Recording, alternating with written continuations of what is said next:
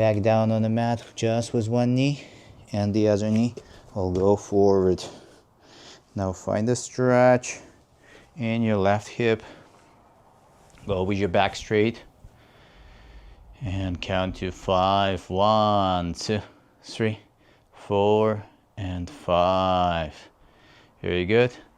Now put one hand here and another behind the back, and to put your neck out of the torso.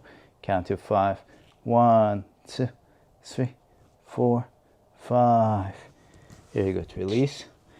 And to the other side. Count to 5. Shoulder blades sliding down, neck is out of the torso. Find a stretch in the hip. Count to 5.